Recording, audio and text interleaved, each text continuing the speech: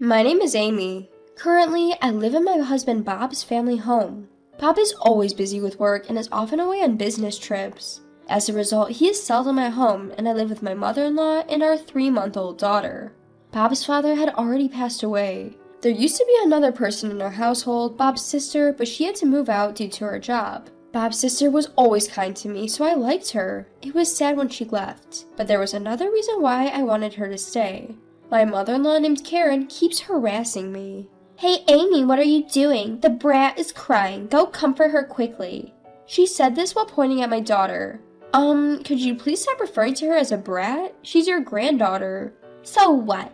I hate the sound of a crying child. Just do what I said. Comfort the brat." So I had to interrupt my chores and comfort my daughter. But then, if I don't progress with the housework, she'll be upset about that too. Finally, when my daughter fell asleep, I resumed my work. But then Karen started berating me again. "Stop letting the baby sit on the floor. It's in the way." "Well, but you were the one who said not to spend money on a bulky crib that she'll outgrow soon." "Then carry the baby on your back. Just stop letting her sleep on the floor. It's so inconvenient during the day." With Karen shouting like that, my daughter woke up again. Reluctantly, I picked up my daughter and carried her on my back while I continued with the chores. By 3 months, the baby starts to get quite heavy, and carrying her on my back is a significant burden. Given that I had to do housework in such conditions, my work speed slowed down considerably. Somehow, I managed to finish all the chores by dinner time, but Karen was, "How can you be an unfit housewife if you spend all day and not make much progress with the housework? If I were younger, my mother-in-law would have slapped me," and she was abusive to me again. I was mentally exhausted. After putting my daughter to bed late in the night, I reached out to my husband. "So, your mom is being completely unreasonable." "I see. I'm sorry I can't be there for you. Apologies, I have a meeting coming up. I'll hear more from you later." That's what my husband said before he hung up. My husband, Bob, seems busy too, and I can't really depend on him. I have to stand up to my mother-in-law, Karen, on my own, but I feel utterly helpless by myself. One night, my 3-month-old daughter's crying was exceptionally terrible. Maybe she was hungry or something was bothering her. In any case, she was wailing non-stop. Karen, waking up in irritation, stormed in. "It's so noisy. Shut that brat up. Do you even know what time it is?" It's 11 p.m. It's not too late yet." "Shut up. I usually sleep at this time, don't you know? I can't stand her wailing. Do something now." The angrier Karen gets, the more it scares my daughter, causing her to cry. I understand. Please calm down a little. When you raise your voice, it makes the baby cry even more." "Don't order me around. I'm the one giving orders here. If you can't quiet her in 5 seconds, I swear I'll hit that baby." "What? No way." 1, 2, 3. Indeed, Karen started counting. I want to believe that she would never resort to such inhumane behavior as hitting a 3-month-old baby, but the fact that I can see her doing it is what's terrifying. 5. It seems she's not stopping. Can't be helped. She then readied her fist. "No, you're kidding, right, mother-in-law?" "I can't stand the wailing. Be quiet." And then Karen really did raise her fist to my daughter. I screamed out in disbelief. I never thought she would resort to violence. My daughter was screaming louder than I'd ever heard. "Enough of this noise. Shut her up now." She seemed to be completely oblivious to the fact that this was all happening because she had hit my daughter. My daughter ended up with a bruise on her face, and I immediately called for an ambulance. The doctor came and examined my daughter. "Doctor, how is she? My daughter." "Your daughter is..." The doctor paused, and my mind went to the worst possible outcome. "You're joking." No, I apologize for the confusion. Your daughter is fine. There might be a bruise. We thought it might leave a mark, but it'll likely heal without leaving a bruise, so please don't worry." Oh, thank God. I felt a wave of relief wash over me and my strength drain away. "But what happened? Did she fall or something?" "No, nothing like that. It's just, my mother-in-law who lives with us, she did something unimaginable." "Could you tell me more about that?" With that, someone entered the examination room. I recognized this person who would help me out of my current situation. The next day, I returned home with this person. "Oh my, you ended up spending the night in the hospital? Quite the life you lead, neglecting your housework as a housewife." Karen taunted me with a smirk. I was seething inside. "What's with your attitude? You sure had no qualms about doing such a terrible thing to my daughter." I showed Karen my quiet but resolute anger. "Huh? What's with the attitude? Got a problem?" "Of course I have a problem now. You did something so horrible to my daughter. Apologize now." When I raised my voice, Karen yelled back. What the hell? Don't you dare talk back to me. I'm your mother-in-law, you know. A daughter-in-law doesn't dare defy her. Karen's face went beet red. But I did not back down and stared Karen down. You're getting on my nerves. Don't you dare oppose me. Saying that, Karen hit me this time. You just raised your hand, didn't you? Huh? Raising your hand means you're ready, right? Ready for whatever comes next? Whatever might happen to you? At my words, Karen was taken aback. What are you saying? What do you plan to do? Because of what Karen said, I called someone over. Please come in. Upon that invitation, the person who entered was my sister-in-law, Rebecca. Rebecca, why have you come back? I heard Amy's baby had to be rushed to the hospital, so I came as fast as I could. What on earth are you doing to Amy and the baby, Mom?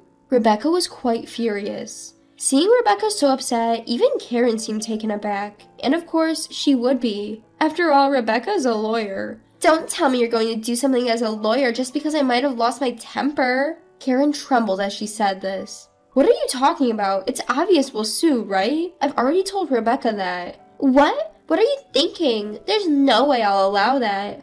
Hearing the word sue, Karen burst out shouting. I'm the one who wants to shout. I feel like I've aged dramatically from the scare of thinking my daughter's life was in danger. Mom, there were clear marks on the baby. It's clearly an assault. And you also just physically threatened Amy, didn't you? You could be charged with battery for that. Hold on, this is just a little family communication. To sue over something like this, don't you think it's a bit hasty? Despite Karen's desperate excuses, I wasn't having any of it. Don't say such nonsense. Can't you see I'm angry?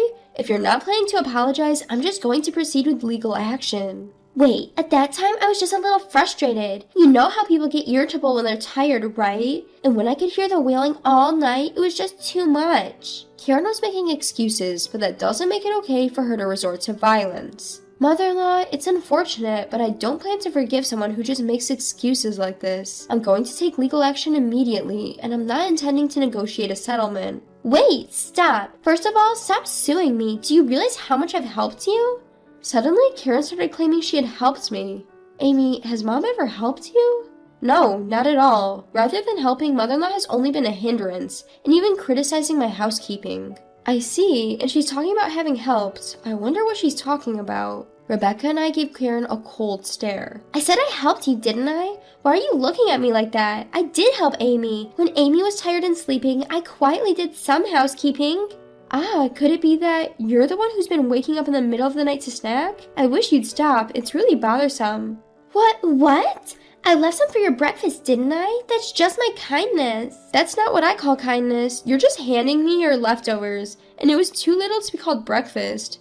Plus, you left the dishes without washing them, so it actually made my chores even more difficult. Mom, that's just terrible. Rebecca was appalled at Karen's actions. Hey, don't look at me like that. I have my own troubles too, you know. Troubles? Like what exactly? The truth is, I'm well aware of my own harmful behavior. Karen surprisingly admitted this. You're aware of your harmful behavior? You know, I tend to lash out when I get mad. I understand that it's not right, so I want to change this habit, but people can't always change as easily as they want. Even if I keep telling myself how bad it is, I just can't control myself. Karen continued speaking through her tears. At this rate, I might end up hurting even those I care about the most. Amy, I need you to help me reform. You can tie me up if you need to. Do whatever it takes to make me repent. Karen even ended up prostrating herself. Wait, please calm down, mother-in-law. I think we should talk this through first. Just talking isn't enough to apologize to you. Be stricter with me. Otherwise, I just can't forgive myself for... Karen was genuinely crying, and it seemed she was truly remorseful. Thinking this, I was about to forgive Karen. But then, Amy, don't be fooled. What? Whenever she's in a tight spot, Mom plays a victim to stop being blamed. This is her usual tactic. Even if she does it in front of her own daughter, she can't hide her scheme. What? What are you talking about? I have no idea. I would never think of such a thing. This is just... But Karen was clearly flustered. Looking closer, even though she was crying so much just moments ago, her tears had already dried. She must have been pretending to cry. I can't believe it, mother-in-law, to go to such lengths to evade responsibility? Wait, hold on. I wasn't trying to run away from my mistakes. I just wanted to voice my feelings. Karen was trying to make yet another weak excuse. There's no way such an excuse would work on me. Please, enough with this, mother-in-law. I'm tired of your complaints. All I'm going to do is to proceed with legal actions. My mind is made up. As I said that, Karen's face turned beet red with rage. How dare you? Why should I have to hear such things from you? Do you think I'll just sit by while you take legal actions against me? Although Karen was shouting those words, another person entered the house. Amy, is our daughter all right? It's my husband, Bob. He heard that our daughter had been rushed to the emergency room, and he bowed to his boss and was allowed to come home temporarily. But Bob? Why are you home? Mom, that's not what matters right now. I heard you hit our daughter. How could you? I won't forgive this. Bob was shaking with anger. It was natural, as the daughter he cherishes was subjected to violence. Wait a moment, Bob. Why do I have to be told such things? I didn't do anything wrong. No, you clearly did something wrong. If you don't think violence is wrong, you are seriously misguided. Mother-in-law, why don't you stop making excuses? You're alone, but there are 3 of us, Bob, Rebecca, and me. You can't possibly get your way. How dare you? Are you trying to intimidate me by outnumbering me? Isn't that what they call tyranny of the majority? No, it's not about the tyranny of the majority. It's just that we all agreed to discipline you because you're clearly committed a wrongdoing. It's okay if you're under the illusion that you're not wrong, but please stop causing us trouble. As I clearly said those words, Karen began to cry again. It seems that this time her tears were real. Why has it come to this? What on earth have I done? I didn't do anything wrong. Please forgive me. Karen was looked upon with cold eyes by Bob and Rebecca. They must be feeling incredibly sad inside, as their real mother is such a mess. Mom, I always thought you were strange, but I never thought you would be this bad. I no longer consider you as my mother. Neither do I. I'm ashamed to consider such a person as my mother. What? Wait a minute, what are you saying? You're the children I gave birth to after bearing a lot of pain. How dare you speak to me in such a way? Even as Karen was crying and shouting, the 2 of them continued to give her a cold stare. Let's just leave, Amy. I know a cheap motel. We can live there for a while. In the meantime, I'll proceed with the legal actions against Mom. There's also suspicion of assault and battery, so we have to call the police. Police? Please don't call the police. I've been telling you I didn't do anything wrong. Why has it come to this? Even as Karen cried and shouted, I did as Rebecca said and left the house. I hid out for a while in a budget hotel that Rachel had recommended and left the rest up to her. After that, it seems Karen was charged with assault and battery and ended up in jail. Bob and I saw this as an opportunity to find a new home, and we ended up leasing an apartment. Now, our daughter, Bob, and I are living peacefully in our new apartment. Rachel, who helped me so much, is reportedly having fun despite her busy life as a lawyer. When Karen got out of jail, she had no choice but to return to an empty house. It's quite pitiful. Since we haven't told her where our apartment is, there's no way she can come over. Even if she were to find out, there's a security guard at the entrance, so even if she showed up, she'd just be taken away as a suspicious person.